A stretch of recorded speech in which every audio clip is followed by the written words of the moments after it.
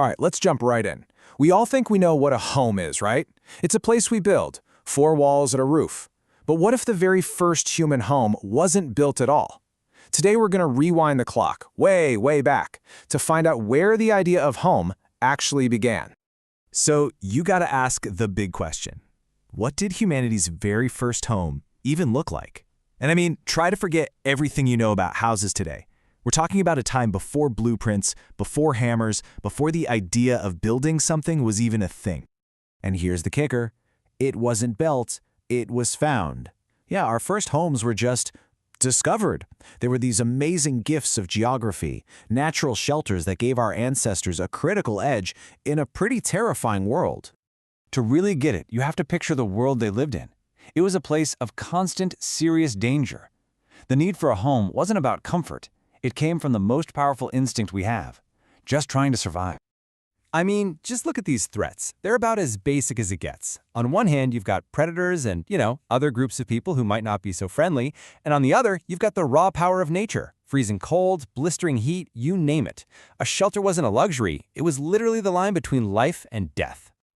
So, confronted with all this, how did our ancestors solve the problem? Well, their solution did a lot more than just keep them alive. It actually planted the seeds for what we call society.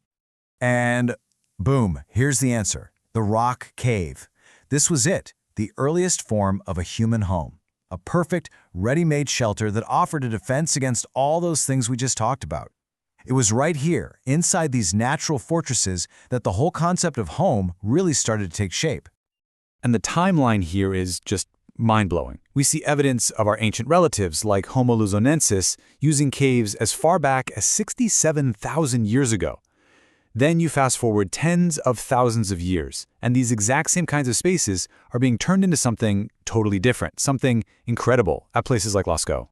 Now let's take a closer look at this Homo luzonensis. What's so wild is this piece of evidence scientists found, a curved foot bone. Now that's a trait from much, much older ancestors who were adapted for climbing trees. It suggests these folks were uniquely built to get around their environment, and maybe, just maybe, that helped them get to the very caves that kept them safe. A tiny little bone telling this huge story about survival. So, this is the really crucial part. Once you have a safe place to come back to every night, everything changes.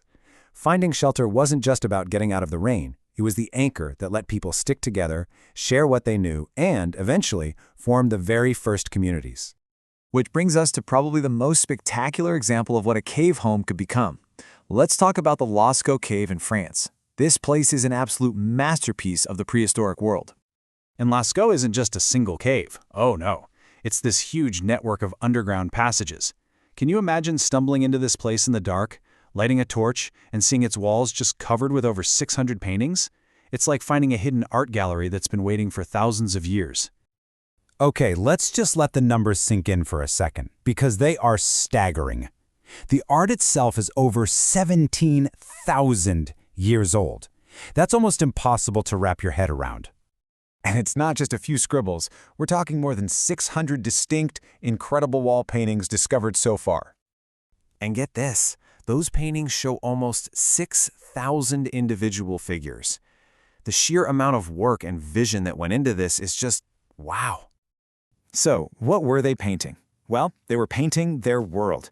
The walls are just pulsing with images of animals, some human figures, and all these fascinating abstract signs that we're still trying to figure out today.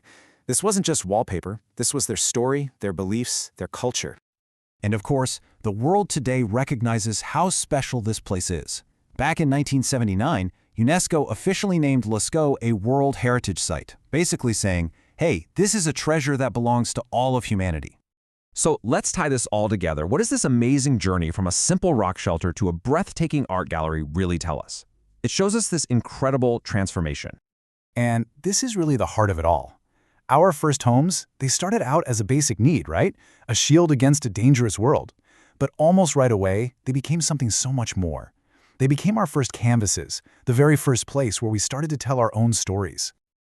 And that brings it all right back to you and me. That ancient need to make a space our own, to fill it with things that matter to us, that's still here. So, the next time you hang a picture on your wall, just think back to Lascaux for a second and ask yourself, what stories does your home tell?